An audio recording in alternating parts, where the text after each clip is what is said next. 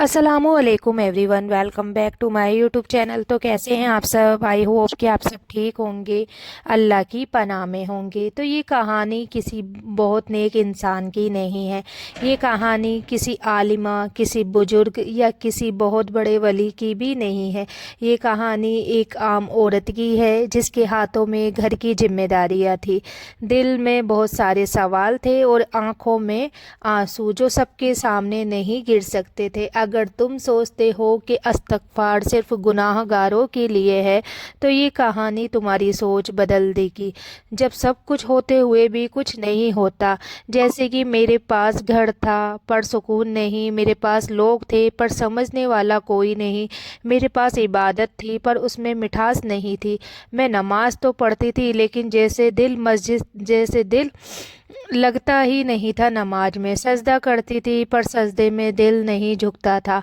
और सबसे अजीब बात ये थी कि मैं ये सब किसी से कह भी नहीं सकती थी, क्योंकि बाहर से तो सब ठीक दिखता था। तो औरत की थकान शरीर की नहीं होती, वो थकान होती है जो मुस्कुराते हुए अंदर ही अंदर तोड़ देती है। सुबह उठकर सबके लिए चाय बनाना, खाना बनाना, घर संभालना, फिर भी सुनना तुम हमेशा थकी क्यों रहती हो। कोई ये नहीं पूछता कि दिल क्यों थका है। तो गलतफहमी जो मुझे खा रही थी, मैं समझती थी कि मेरी परेशानी की वजह हालात हैं, लोग हैं, रिश्ते हैं, पैसों की तंगी है। लेकिन सच्चाई ये थी कि मेरी परेशानी की वजह मैं खुद थी, या यूं कहूँ मेरी लापरवाही। या गुनाह सिर्फ बड़े नहीं होते, हम गुनाह को हमेशा बहुत बड़ा समझते हैं, लेकिन कोई ये नहीं बताता कि बिना वजह किसी से जलना, किसी की खुशी देखकर अंदर जलन, बार बार शिकायत करना, अल्लाह की नेमतों को हल्का समझना, जुबान से कड़वे बोल, ये सब भी दिल पर बोझ बनते हैं। और ये बोझ धीरे धीरे इबादत को भी भारी बना देते हैं। तो वो रात जब मैं टूट गई थी, एक रात सब सो गए थे, कमरे में बिल्कुल सुकून था, लेकिन मेरे अंदर शोर था। मैंने सजदा किया और पहली बार कोई लंबी दुआ नहीं की, बस इतना कहा कि या अल्लाह मैं थक गई हूँ। ना कोई अरबी लफ्ज, ना कोई किताब की दुआ, बस एक टूटी हुई औरत की सच्ची आवाज़। तो इस्तग़फ़ार से पहले पहली मुलाकात। उस रात कोई चमत्कार नहीं हुआ, कोई आवाज़ नहीं आई, कोई सपना नहीं आया, लेकिन अगले दिन जब मैं काम कर रही थी तो अचानक जुबान से निकला अस्तगफिरुल्लाह। मैं रुक गई कि ये लफ्ज मैंने पहले भी पढ़ा था, लेकिन आज ये अलग लगा। तो मैंने कोई गिनती तय नहीं करी अस्तगफिरुल्लाह पढ़ने की, कि भाई 100 बार पढ़ना है या 300 बार या 1000 बार। मैंने बस ये तय किया कि जब दिल भारी लगेगा मैं इस्तगफार करूँगी। काम करते हुए, रास्ते में, कभी गुस्से में, कभी रोते हुए। तो सबसे पहला असर दिल का बोझ। कुछ ही दिनों में, पता है, जब मैंने इस्तगफार शुरू किया तो मैंने महसूस किया कि दिल पहले जितना भारी नहीं रहा।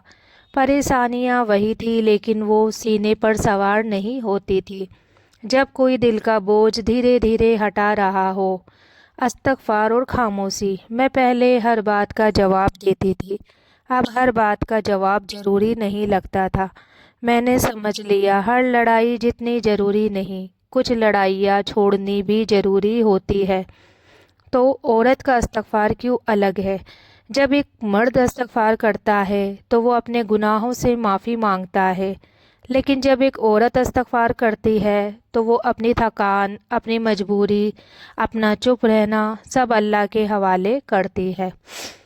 तो एक दिन मैंने नोटिस किया कि मैं ज़्यादा रो नहीं रही थी। पहले हर छोटी बात आंसू बना देती थी, अब आंसू आते थे लेकिन बहते नहीं थे, जैसे दिल मजबूत हो रहा हो। इस्तग़फ़ार ने मुझे सिखाया इस्तग़फ़ार ने मुझे ये सिखाया कि खुद को परफेक्ट समझना छोड़ो, गलती मानने से मत डरो, अल्लाह से भागो मत, लौट आओ, बार बार लौट आओ। इस्तग़फ़ार ने सबसे पहले मेरी सोच बदली। पहले मैं हर बात को अपनी नज़र से देखती थी, अब मैं हर बात में अल्लाह की मर्ज़ी खोजने लगी। पहले सवाल थे मेरे साथ ही क्यों, अब सवाल बन गया कि या अल्लाह इसमें मेरी तरबियत क्या है। तो यही बदलाव ज़िंदगी का सबसे बड़ा मोड़ था।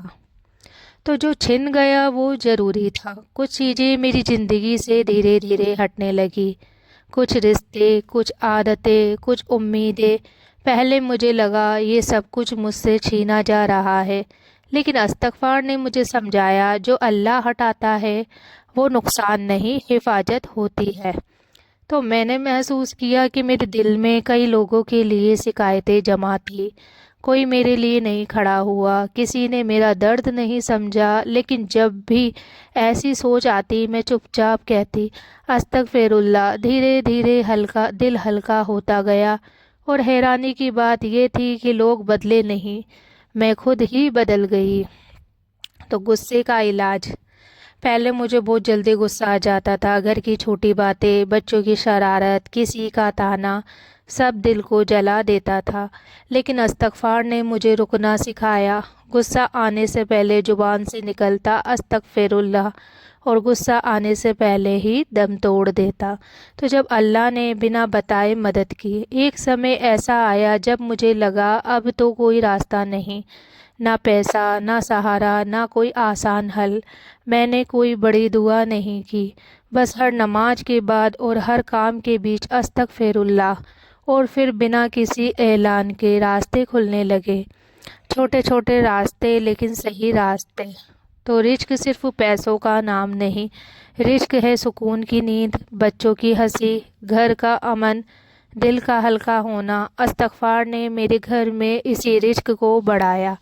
تو عورت کی دعا زبان سے نہیں دل سے نکلتی ہے، اور جب وہ عورت استغفار کرتی ہے تو اس کی خاموشی آسمان تک پہنچ جاتی ہے۔ اللہ اس کی تھکان دیکھتا ہے، اس کے آنسو جانتا ہے، اور اس لیے اس کا استغفار خاص بن جاتا ہے۔ تو میں نے ایک چیز خود محسوس کی، جب میں استغفار زیادہ کرنے لگی تو گھر کا ماحول اپنے آپ بدل گیا۔ بچے سکون سے رہنے لگے، بات بات پر لڑائی جھگڑا سب چیزیں کم ہو گئی، جیسے اللہ میری اولاد کی بھی حفاظت کر رہا ہو۔ تو پہلے مجھے بہت ڈر لگتا تھا کہ آگے کیا ہوگا، کیسا ہوگا، اگر یہ نہ ہوا تو کیا ہوگا، لیکن استغفار نے ڈر کو بھروسے میں بدل دیا۔ اب میں کہنے لگی ہوں جو ہوگا اللہ کی مرضی سے ہوگا۔ تو صبر سیکھا نہیں جاتا، دیا جاتا ہے، اور صبر اسی کو ملتا ہے جو بار بار استغفار کرتا ہے، کیونکہ استغفار دل کو اتنا مضبوط کر دیتا ہے کہ انسان ٹوٹ کر بھی شکایت نہیں کرتا۔ ایک کڑوی بات آپ کو بتاتی ہوں، ہم چاہتے ہیں کہ اللہ ہمیں بنا بدلے سب کچھ دے دے، لیکن اللہ ہمیں بدلتا ہے، پھر حالات، اور استغفار اسی بدلاؤ کی پہلی سیڑھی ہے۔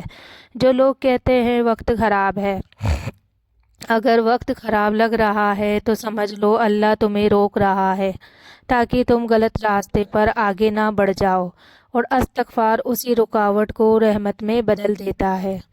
تو میری سب سے بڑی کمائی استغفار سے، مجھے کوئی تاج نہیں ملا، نہ کوئی شہرت، لیکن جو ملا وہ ہے دل کا سکون، اللہ پر بھروسہ، اور خود سے لڑنے کی طاقت، اور یہی سب سے بڑی دولت ہے۔ اگر تم آج ٹوٹے ہو، اگر تم آج تھکے ہو، ٹوٹے ہو، بے حد اکیلے ہو، تو کوئی بڑی دعا مت مانگو، بس اتنا کہو استغفر اللہ۔ یہی ایک لفظ تمہیں پھر سے کھڑا کر دے گا۔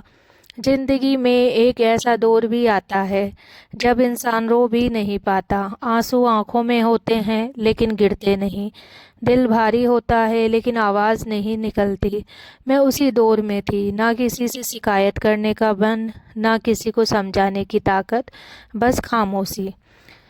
تو جب دعا بھی بوجھ لگنے لگے تو یہ پتہ بہت کڑوی بات ہے لیکن سچ ہے، کبھی کبھی دعا کرنا بھی تھکا دیتا ہے، بار بار مانگو پھر بھی کچھ نہ بدلے تو دل کہتا ہے اب کیا فائدہ۔ اس وقت میرے پاس صرف ایک چیز بچی تھی، استغفار، بنا امید کے کیا گیا استغفار۔ اب میں قبولیت کی امید سے استغفار نہیں کرتی، میں بس اس لیے کرتی ہوں کیونکہ اس کے علاوہ میرے پاس کچھ نہیں تھا، اور شاید یہی سب سے بڑا استغفار ہوتا ہے، جب انسان ٹوٹ کر بھی اللہ سے جڑا رہے۔ تو اللہ تو اللہ کا ایک الگ طریقہ ہوتا ہے. ہم چاہتے ہیں اللہ بولے، کوئی نشانی دے، کوئی بڑا چمتکار کرے، لیکن اللہ اکثر خاموشی سے کام کرتا ہے. وہ دل سے بوجھ ہٹاتا ہے، سوچ صاف کرتا ہے اور انسان کو اندر سے مضبوط بنا دیتا ہے. میں مضبوط ہو رہی تھی، مجھے پتہ بھی نہیں چلا. تو جب لوگوں کی باتیں اثر کرنا بند ہو گئی، پہلے لوگوں کی باتیں سیدھے دل میں چبھتی تھی. اب وہ باتیں سنائی تو دیتی تھی لیکن چبھتی نہیں تھی، کیونکہ استغفار نے مجھے یہ سکھا دیا، جو اللہ جانتا ہے وہ کافی ہے. تو سب سے مشکل امتحان درد نہیں ہوتا، سب سے مشکل امتحان ہوتا ہے انتظار. انتظار جب سب کچھ رک جائے اور تمہیں بس صبر کرنا پڑے. استغفار نے مجھے انتظار کرنا سکھایا. تو عورت کا انتظار بہت خاموش ہوتا ہے. وہ گھر چلاتی ہے، بچے پالتی ہے، ہنستی ہے، لیکن اندر وہ روز انتظار کرتی ہے کہ شاید آج اللہ کوئی راستہ کھولے. اور اس انتظار میں استغفار اس کا سب سے بڑا سہارا بنتا ہے. تو ایک دعا تھی جسے میں بہت چاہتی تھی کہ پوری ہو جائے، لیکن وہ نہیں ہوئی. پہلے میں ٹوٹ جاتی تھی، لیکن اس دن میں نے بس اتنا کہا، استغفر اللہ، اور پہلی بار نہیں سن کر بھی مجھے سکون ملا. تو یہ سکون حالات سے نہیں آیا، یہ سکون آیا اس یقین سے کہ اگر اللہ نے منع کیا ہے تو اس میں بھی میری بھلائی ہے. استغفار اسی یقین کو زندہ رکھتا ہے. تو آج کے لیے اتنا ہی. ویڈیو اچھی لگی ہو تو ویڈیو کو لائک، شیئر، کمنٹ ضرور کریں. ملتے ہیں اگلی ویڈیو میں، تب تک کے لیے اللہ حافظ.